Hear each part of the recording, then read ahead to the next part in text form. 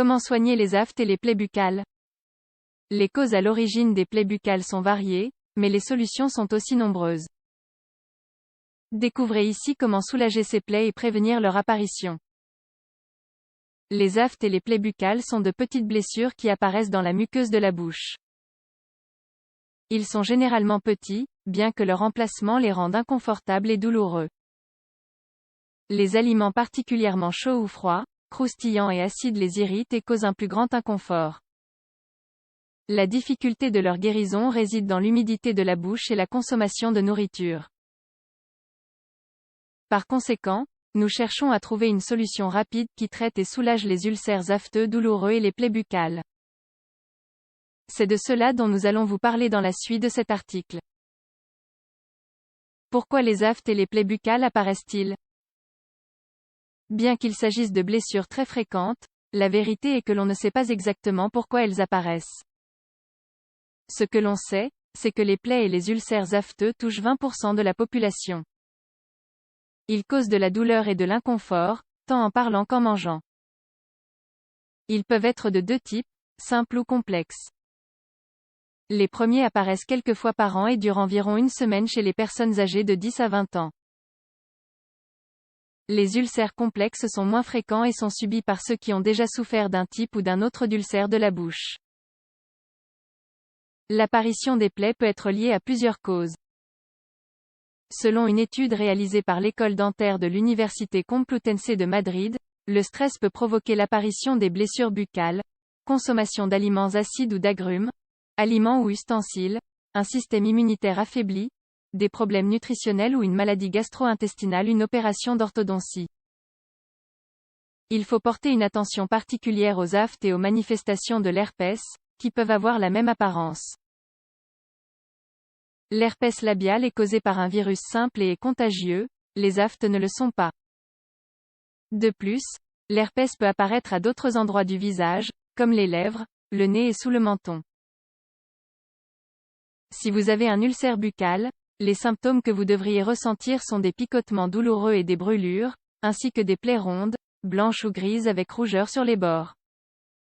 Il peut également y avoir de la fièvre et des ganglions lymphatiques enflés.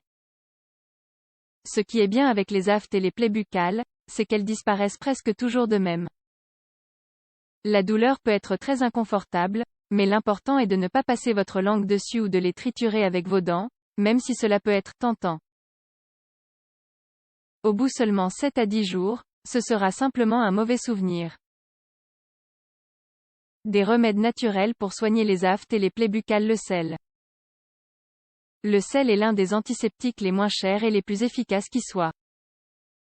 C'est un grand allié pour soigner les plaies naturellement.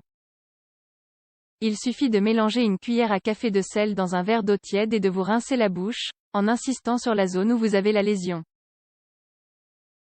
Crachez l'eau et répétez ce processus au moins 3 fois par jour. Petit à petit, la douleur et l'inconfort diminueront. Le bicarbonate de soude. Il agit de la même manière que le sel, c'est-à-dire comme un antiseptique efficace dans ces cas-là. Mélangez-le avec un demi-verre d'eau et rincez la bouche en faisant des gargarismes, sans avaler le liquide. Vous pouvez aussi former une pâte avec un peu d'eau et l'appliquer sur la plaie. Vous devez la laisser quelques instants afin qu'elle fasse effet. Rincez ensuite à l'eau froide sans frotter. L'eau oxygénée. Voici un autre remède infaillible contre les plaies buccales, selon une étude réalisée par l'Université de Barcelone.